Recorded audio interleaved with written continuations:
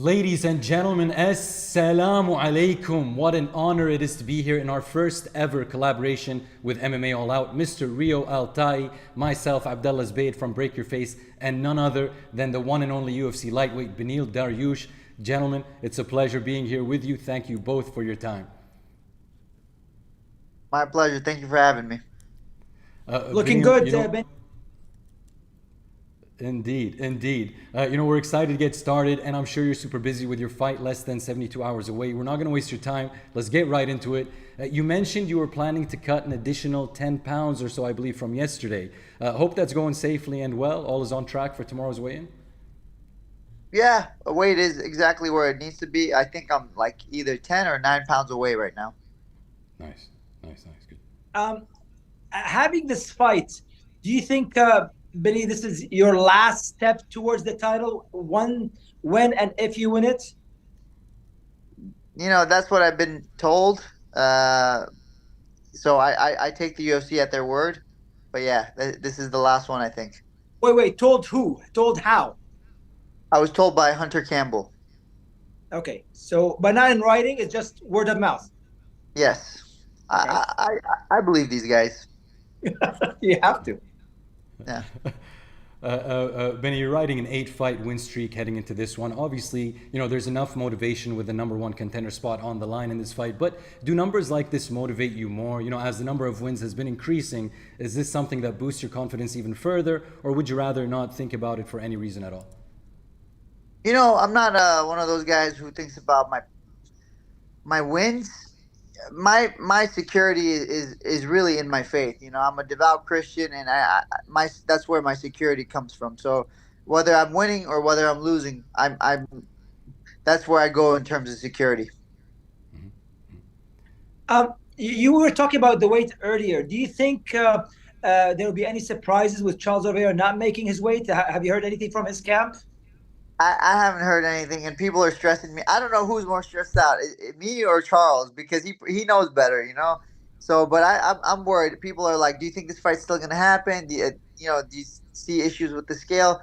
I don't know why people are trying to scare me, but I'm looking at it like this fight's gonna happen for sure. Is there an alternate, by the way? Sorry. No, not that I know of. I'm glad you're looking at it positively. Charles Oliveira, no doubt he's a dangerous opponent. He was on a tear, seemed invincible for a while, with everybody seeming to forget that he had lost in the past. Islam Makhachev reminded the world in round number 2 of their fight in Abu Dhabi. He wasn't shy to engage, neither on the ground or on the feet, but he even in fact seemed eager to get that submission. Is that something you might consider for your fight this weekend? You're strong on the ground yourself. Do you believe that gives you a similar advantage when you face the former champ? Yeah, I think my grappling is definitely an advantage in this fight. I think just not being afraid of his aggressiveness is an advantage. There was talk about the showmanship and the fact that it might go to a lay and pray, since both of you guys are grapplers. I know you like to do kiraba. I know he likes to hit. But do you think you guys gonna cancel each other? It's gonna go to the ground. It's gonna be a bit of a boring fight. I mean, let's say I take him down. How is it going to be lay and pray? The guy goes nothing for submissions, and that's the same thing for me. My goal is to pass the guard, get to the mount, get to the back, and finish as well. Like, the idea of lay and pray, it's more of a wrestling thought, right? You take the guy down because you're not too aware of submissions. You focus more on ground and pound, but because, again, the other guy has very good jiu-jitsu, you're spending the whole time defending, and then therefore you're just laying and praying you get a decision, right? I just don't see how this fight would be a lay and pray. Whether he takes me down or I take him down, I just don't get it. Like, where do you see that? That's what I would say to that. And Beneil, as you just mentioned, with a win, a promise of a title shot. You have a big fan base in Abu Dhabi. You heard them cheering for you like crazy when you beat Mateusz Gamrot at 280. We had the honor of witnessing it live and hearing those cheers in person. Would you prefer to have your fight back at Etihad Arena or anywhere specific for that matter? Or at this point, is it more just like, give me my shot, even if it's in the streets, I want it? I'm going to be very genuine here. I always tell the truth and try my best to tell the truth. Abu Dhabi was so good to me. When I went to Abu Dhabi, everyone was very kind to me. People took me to dinner, even though I couldn't eat. People said, "Hey, do you need anything? Can we pick up something for you? Do you want us to take your family to the mall? Do you want to go horseback riding? Do you want whatever you want to do?" Like, to be treated like that, it was it made me so grateful for Abu Dhabi. Um, Obviously, the flight is very difficult to get to Abu Dhabi, especially with the family. But if an opportunity presents itself in Abu Dhabi, I would love to go there. Well, since Abdullah brought geography into this, I'm going to tell you some thoughts that maybe you're not aware of. Charles Oliveira has never ever won in Canada. He had 2 fights in Canada. He's 0-4. That being said, he's never lost 2 fights in a row. Unfortunately, every single time he went to Canada, he lost from the first round, either a knockout or submission. Now, you guys brought the geography. I did not bring the geography. I've been trying to be silent. But that being brought into the table by the guy next to you, Abdullah. So I'm going to ask you, do you think, is there any advantage to Beneil Dariush in this fight, having the fight in Canada? No, I'm not superstitious like that. I'm not one of those guys who believes if you're on a mountain you get this, if you're in the valley you get this. I believe God is sovereign over everything. So wherever we fight, it's in God's hands, and whatever happens, it's up to Him. And Beneil, on the subject of losses, obviously as an MMA fighter, it's common to deal with professional losses. You mentioned in an interview recently that after your last loss against Alexander Hernandez, you considered retiring and hanging up the gloves. Obviously a great decision, not too undefeated now since 2018, but going through that and experiencing it, knowing now about Oliveira's losses in Canada, do you feel that facing him after his first loss in a long time, gives you any psychological advantage at all? Especially after he lost by submission, with jiu-jitsu obviously being one of his strong areas as well. I'm not sure. Psychological advantages. I don't think too much about Charles. I obviously I think about his skill set, but I don't think about him too much because you dive into their mindset, and then maybe you end up in a rabbit hole, and then it backfires on you, and then you're stuck in that rabbit hole. So what I think about is, look where I was in 2018.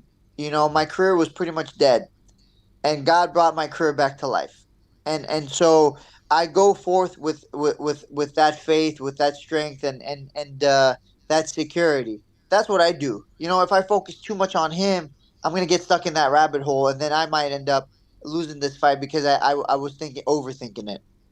Yeah, got you. If we take a SWOT analysis of your striking versus his, every time somebody fought Charles Oliveira, he was in trouble, always in the first round. And somehow he finds a way to come and turn around. He has longer limbs.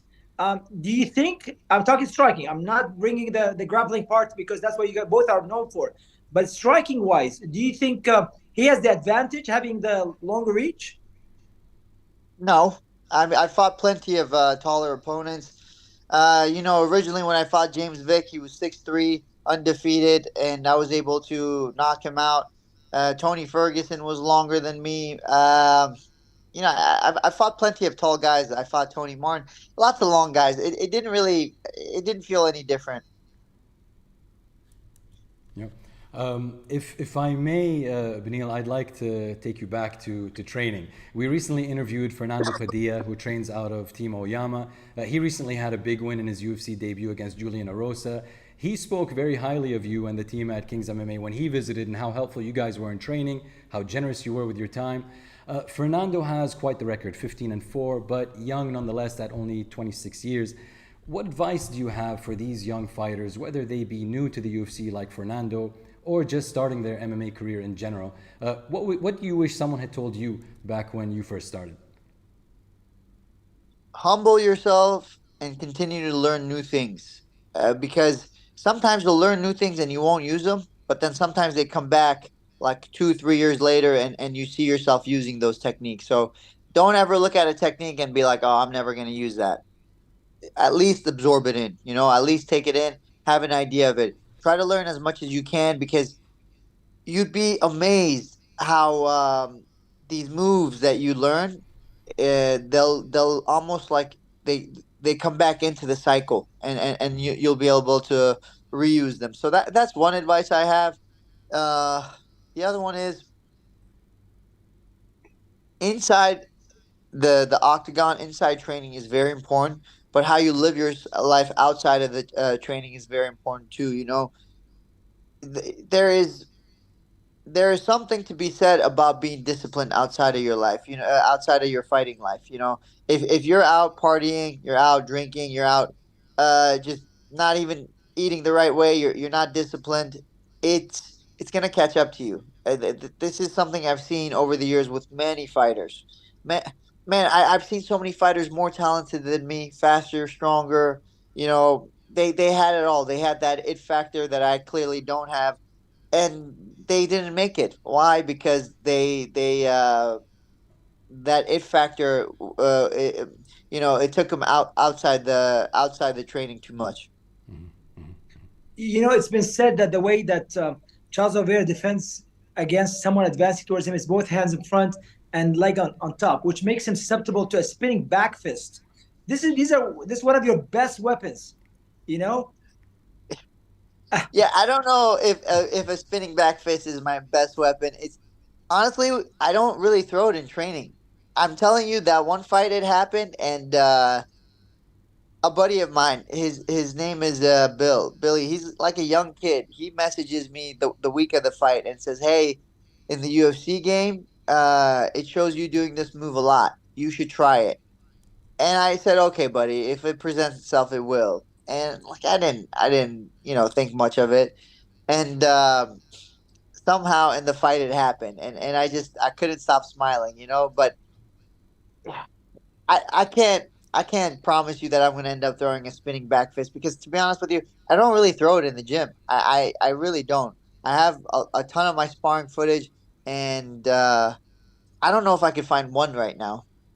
Well, at the end of the fourth minute of the first round, he's going to advance towards you, spinning back fist, right hand. He drops down, turn around, take his back, and that'll be the end of the fight. Round one submission. Beneil Dariush. What do you think? All right, it's in my pocket. I will definitely apply that. Taking it away from everything, how is the family? The UFC is taking care of you for this fight, because I know there's always been a way, some sort of like, is Beneil Dariush getting his dues? Are they taking care of you this fight? Yeah, I mean, nothing new. The usual. They give us our rooms. Listen, the people who work at the UFC are some of the best people you'll ever meet. They're the sweetest, kindest, most patient people. So, yeah, as far as that goes, the UFC is great. So there's nothing to complain about as far as the staff. It would be great if you can get an extra room or something like that, but that's a whole nother story. That's something I could talk to the UFC myself. Sorry, just taking out of Abdullah's time. Who's in your corner this time? Same guys? Same as last time, yeah. Say hi to them, because they were really, really great group of people. You surround yourself by a great group of people. People tell who you are by the people you surround yourself by. So I like those guys. Thank you, brother. I'll let them know. Yes, sir. Yes, sir. Indeed. Rio, actually, that's all on my end. I don't want to take up too much of Beneil's time. I know with the weight cut and the last days before the fight, I know it gets crazy. So if you have any further questions, Rio, please feel free.